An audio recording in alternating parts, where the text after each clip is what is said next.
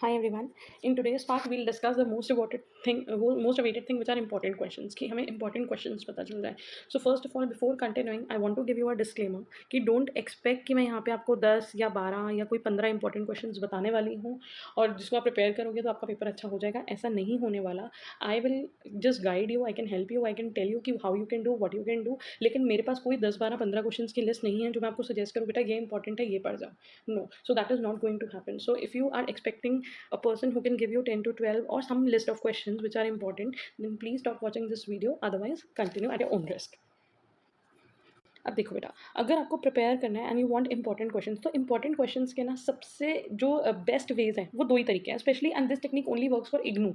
I don't know about any other academy, क्योंकि जब मैंने इग्नू के एग्जाम्स दिए थे मैंने भी यही ट्रिक फॉलो करी थी. तो दो ट्रिक्स जो हैं वो ये हैं. सबसे पहले तो हम क्वेश्चन पेपर्स को फॉलो करेंगे. ठीक है, प्रीवियस ईयर्स पेपर्स को फॉलो करो, उनको पढ़ो, उनको सॉल्व करो. जितने ज़्यादा पेपर्स इस सब्जेक्ट के नहीं, जिस भी सब्जेक्ट के आपको करने हैं, try to solve maximum papers, try to do most of papers. और उसको करने के बाद यू कैन ईजिली प्रिपेयर, क्योंकि काफ़ी सारे क्वेश्चन जो होते हैं वो रिपीटेड होते हैं. जैसे अभी हमने देखा Y in X are successful, या फिर हमने देखा कि वो हाँ IVM इंटीग्रेटेड वेक्टर मैनेजमेंट का जो क्वेश्चन था वो रिपीट हो रहा था. डेफिनेशन में काफ़ी सारी चीज़ें रिपीट हो रही थी. तो अगर हम बात करते हैं स्पेसिफिकली आपके सब्जेक्ट BZYET 143 की, which is about insects and vectors, तो वहाँ पे आपके पास एक ड्रॉबैक है कि आपके पास क्वेश्चन पेपर्स इतने ज़्यादा अवेलेबल ही नहीं है, because I think this is a recently created course. तो आपके पास यहाँ पे नियरली सिर्फ 2 to 3 क्वेश्चन पेपर्स हैं. तो ये जो क्वेश्चन पेपर वाली ट्रिक है ना, ये थोड़ी सी बेटा लिमिटेड ट्रिक हो जाती है, because you doesn't have that much resources. अगर आपके पास प्रीवियस 5 ईयर्स के 10 ईयर्स के पेपर्स होंगे तो हाँ, तो ये तो बिल्कुल सक्सेसफुल ट्रिक है भाई. 5-10 साल के पेपर उठा लो, सॉल्व कर दो, डन विद इट. ठीक है. दूसरी यूजफुल ट्रिक जो है, जो क्वेश्चन पेपर्स के अलावा आप काम कर सकते हो, उठाओ बुक और बैक क्वेश्चंस करने स्टार्ट कर दो. ठीक है. अब बेटा देखो, हर बच्चे का पोटेंशियल अलग है. किसी का पोटेंशियल ज़्यादा है, किसी का पोटेंशियल कम है. लेकिन मेरे को एक चीज़ पता है, all of you have taken science. और जिस टाइम पे साइंस लिए होते हैं ना, उस टाइम में हम सबके दिमाग में मेडिकल, इंजीनियरिंग ऐसी चीज़ें आती हैं. और अगर ऐसी चीज़ें आपके दिमाग में थी, that means you are hard working. तो कई बच्चे होते हैं, हर एक का अपना फोटे होता है, हर एक के अपनी कंडीशन सर्कमस्टांसेस होते हैं. कोई वर्किंग होते हैं, कोई ग्रेजुएशन को कॉरेस्पॉन्डेंस में कर रहे हैं, तो साथ में कोई और परस्यू कर रहे होते हैं कोर्स. कई लोग साथ में जॉब कर रहे होते हैं, या कोई भी रीज़न होता है. कोई पहले से ही 2 महीने पहले, 4 महीने पहले से किताबें रटनी शुरू कर देते हैं, और कोई लोग सिर्फ लास्ट का 1 वीक का टाइम निकाल पाते हैं प्रिपरेशन करने के लिए. बट द थिंग इज, आप नाउ बैक क्वेश्चंस करने स्टार्ट करो. नाउ अब बैक क्वेश्चंस का मतलब ये नहीं है कि उठा लो जी सारी बुक और पूरी. That is may be not possible for every one of you. Some of you can do that thing, some of you can not do that thing. तो अब क्या करो, अपने हिसाब से जो चैप्टर आपको ईजी लग रहे हैं, जो चैप्टर्स आपको समझ में आ रहे हैं. मान लो बुक में 15 चैप्टर है, कोई 5 चैप्टर, कोई 7 चैप्टर आप उठा लो. ठीक है. 5 चैप्टर, 7 चैप्टर्स, 2 चैप्टर्स, जितना जितना आपको समझ में आ रहा है, जितनी आपकी कैपेबिलिटी है, आप उसको उठाओ और उनके बैक क्वेश्चंस को करना स्टार्ट कर दो. शुरू की जो ग्रामर आती है, जो फिलअप्स वगैरह होते हैं या मैच द कॉलम्स होते हैं, वो भी हमेशा बुक के जो एसएक्यूज होते हैं उन्हीं में से आते हैं. सेल्फ असेसमेंट क्वेश्चंस जो होते हैं, तो उसको लर्न कर लो. अगर आप अपने ये वाले पेपर्स को मैच करके देखो, अगर आप बुक में से अभी भी रिवीजन स्टार्ट करोगे, then only you will came to know कि अरे ये तो वही फिलअप है जो बुक के दिया हुआ है. तो ऐसा नहीं है कि हमें बुक के बीच बीच में से कुछ पढ़ना पड़ रहा है, या आपको हर एक जैसे हम +1 या +2, 11, 12, 10th में बुक का एक एक पैराग्राफ में से क्वेश्चन बनाते हैं, पूरी चीज़ें लर्न करते हैं. ऐसा नहीं है. इग्नू वालों को पता है, the faculty knows that you are doing a correspondence course. आप रेगुलर से पढ़ाई नहीं कर रहे, so they are in a helping nature. वो थोड़े हेल्पिंग वे में है कि आपके लिए पेपर थोड़ा सा ईजी बनाएंगे. क्वेश्चन उस हिसाब से नहीं फ्रेम होकर आएंगे कि बहुत सारे क्वेश्चन बीच बीच में से आए. तो आप एसएक्यूज और टर्मिनल असेसमेंट क्वेश्चन जो होते हैं, जो बैक क्वेश्चन होते हैं, उन पर फोकस करो, उनको अच्छे से प्रिपेयर करो. उसके अलावा कई क्वेश्चन जैसे कि बुक के अंदर अगर टेबल दिया हुआ है, जैसे अगर बुक के अंदर आप चैप्टर के पेजेस टर्न करो, अगर जो कर सकता है, it is up to your limit कि आप कौन सी स्टेज तक कर सकते हो. कोई बच्चा सिर्फ क्वेश्चन पेपर करेगा, कोई बच्चा सिर्फ बैक क्वेश्चन करेगा, कोई बच्चा हर चैप्टर के बैक क्वेश्चन कर लेगा, कोई बच्चा सिर्फ दो चैप्टर्स के बैक क्वेश्चन करेगा. तो जितने भी आप बैक क्वेश्चन करो, उन पर ध्यान दो. जितना आप कर सकते हो उनको लर्न करो. उनको इट डिपेंड्स ऑन यू कि आपको पढ़ के लर्न हो जाता है, आपको रेपिटेशन रिसाइटेशन से लर्न होता है, या आपको लिख के लर्न होता है. और ये सिर्फ इस सब्जेक्ट की बात नहीं है, इग्नू के सारे सब्जेक्ट्स में ये चीज़ जो है ना वो आप फॉलो कर सकते हो. ठीक है. उसके अलावा आप चैप्टर के बीच में जो कॉलम में डिफरेंस बिटवीन दिए होते हैं, जैसे हमने कई पेपर्स में डिस्कस करा, जिसमें मैं बोला था कि एनोफिलीज, क्यूलेक्स और एडीज के एग स्टेज के डिफरेंसेस बताओ, या लार्वा स्टेजेस के डिफरेंसेस बताओ. तो वो बुक के टेबल है. ठीक है. कंपाउंड आई और ओपोजिशन आई का डिफरेंस बताओ, ये भी बुक का टेबल है. तो अगर आप वो कर सकते हो, उसके भी 2-2 पॉइंट्स याद कर लो. So basically in a nutshell you have 3 things to do. First, you can pick the question papers.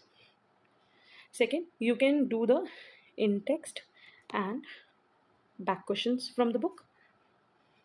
और उसके बाद तीसरी चीज़ अगर आप कर सको, तो जो डिफरेंस बिटवीन दिए होते हैं इन द चैप्टर, ये बहुत लास्ट में अगर आपके पास बहुत टाइम है, या फिर if you are capable enough to do in a very well manner, अगर आप प्रिपेयर कर रहे हो कि हाँ मेरे 100% या 90% अबव आ जाए, तो please do as much as you can. It is very good for you. For example, अगर आप देखो, अब मैं आपको यहाँ पे शो कर रही हूँ चैप्टर 12 के क्वेश्चन. चैप्टर 12 में आप यहाँ पे देख रहे होगे चैप्टर 12 में बेटा आप अभी देख सकते होगे, अभी हमने डिस्कस करा, मतलब दिसंबर 2022 के पेपर में हमने डिस्कस करा था एक्सट्रिंसिक इंक्यूबेशन और इंट्रिंसिक इंक्यूबेशन के बीच में डिफरेंस, ठीक है। उसके अलावा डायग्राम आई थी लाइफ साइकिल ऑफ एडीज और डेंगू ट्रांसमिशन का डायग्राम बनाओ, ठीक है। तो ये जितने भी क्वेश्चन पिक करे जा रहे हैं, ये बेसिकली कहाँ से, different methods of Aedes control, this was also one of the question in June 22 paper. तो ये जो पेपर्स बन रहे हैं वो बेसिकली कहाँ से बन रहे हैं, आपके बुक के क्वेश्चन से ही वो बन रहे हैं, फाइन। तो उसी तरह जैसे क्वेश्चन है, discuss the positive agent transmission and symptoms of जी जापानीज इंसेफेलाइटिस का बारे में सब कुछ बताओ, life cycle of culex mosquito बताओ, नेशनल कंट्रोल प्रोग्राम। अब लाइफ साइकिल है, मान लो आप सारा कुछ नहीं कर सकते, आप उसकी सारी चीज़ें नहीं लर्न कर सकते, बट डायग्राम तो कर सकते हो, वो करो। डायग्राम आपको यहाँ बैक क्वेश्चन से हिंट मिल जाएगा कि आपको कौन सी डायग्राम प्रैक्टिस करनी है, वो करो। उसके अलावा अगर आप देखो दिसंबर 2022 के पेपर में जो हमें सबसे 1 मार्कर्स में जो फिलअप्स मिले थे, वो ये 2 फिलअप्स थे, the third one and the fourth one. So my basic thing is जो पेपर आने वाला है वो बेसिकली पेपर कहाँ से आ रहा है, आप प्रीवियस क्वेश्चन पेपर्स को देख सकते हो, आप बुक के बैक क्वेश्चंस कर लो। और अगर जिस बच्चे ने बहुत पहले से प्रिपरेशन करी है, जो पहले से ही हर चैप्टर को रीड करके अच्छे से प्रिपेयर करने वाले बच्चे हैं, तो वो उनके लिए तो बहुत ईजी, उनके लिए तो बहुत ईजी है, क्योंकि उनको अब क्या करना है, उनको अपनी रिवीजन अच्छे से करनी है। रिवीजन में उनको इंटेक्स बैक क्वेश्चन पे फोकस करना है, चैप्टर के बीच के डिफरेंस बिटवीन डायग्राम्स कर सकते हो तो मैक्सिमम करो, नहीं कर सकते मैक्सिमम, क्योंकि कोर्स कोई बहुत छोटा तो है नहीं, वास्ट कोर्स है। अगर नहीं कर सकते मैक्सिमम डायग्राम्स, तो एटलीस्ट जो बुक के पीछे डायग्राम्स बोली हुई हैं वो कर लो। एक हिंट लेके चलो, अगर पेपर में अनोफलीज की, मान लो अगर पेपर में अनोफलीज की लाइफ साइकिल आ गई है, तो मेरे को नहीं लगता कि वो नेक्स्ट पेपर में भी अनोफलीज की ही लाइफ साइकिल देंगे, वो मे बी एडीज की दे देंगे, क्यूलेक्स की, सैंडफ्लाई की, हाउस फ्लाई की, किसी की भी दे देंगे, ठीक है।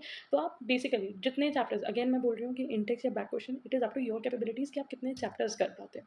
सो this is only about the information which I can provide about important question, and I can only guide you how can prepare, but otherwise I can not provide you a list of important question. List of important question मैं आपको तभी दे सकती अगर मेरे पास भी पिछले 10 साल के पेपर्स होते, तो मैं उसमें से बहुत फ्रीक्वेंट क्वेश्चन को बोल देती कि बेटा ये क्वेश्चन बहुत इंपॉर्टेंट है। जैसे कि हमने 2 पेपर्स देखे और 2 पेपर्स में हमने देखा कि हाँ जी, IVM मतलब जो चैप्टर 15 से रिलेटेड क्वेश्चन है वो आ रहा है। उसके अलावा हमने देखा इंसेक्ट सक्सेसफुल क्यों है, इससे रिलेटेड दोनों पेपर्स में पूछे गए हैं। मेडिकली इंपॉर्टेंट इंसेक्ट ऑर्डर्स कौन से हैं,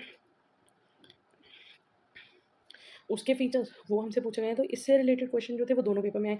उसके अलावा ट्रांसमिशन से रिलेटेड क्वेश्चन भी दोनों पेपर में आए। फर्स्ट पेपर में हमें मेथड्स एक्सप्लेन करने थे, सेकंड पेपर में हमें सिर्फ प्लेग का बोल दिया था कि प्लेग के बेसिस पे बताओ उसका ट्रांसमिशन कैसे होता है, ठीक है। तो ये ट्रांसमिशन वाला topic, now the question can come in any form, और क्वेश्चन का आपको आइडिया लेना है तो आप बैक क्वेश्चन प्रिपेयर करो। I don't know whether it is useful for you और नॉट, आपको ये चीज़ बेटर लगी, या मे बी आपको ये भी लगा होगा कि मैम क्या बता रहे हो, ये तो हमें भी पता है, but it is not that easy. I can understand that it is not that easy, but हाँ आप जितना कर सकते हो उतना करो। एक चैप्टर कर सकते हो, 2 कर सकते हो, जो आपको लगता है कि अच्छा यार ये चैप्टर तो मेरे को बहुत ईजी है। कई लोगों को मलेरिया वाला चैप्टर, मलेरिया की लाइफ साइकिल और वो सब थोड़ा बेसिक नॉलेज पहले से होती है, may be some of you are doing some paramedical courses, तो वहाँ से भी इन्फॉर्मेशन होती है। तो जो चैप्टर आपको ईजी लगता है आप वो पिक कर लो, और जैसे आपको लगता है वैसे पिक कर लो। At the end, I can only wish all the best to you, give your best, and do your paper well. Thank you.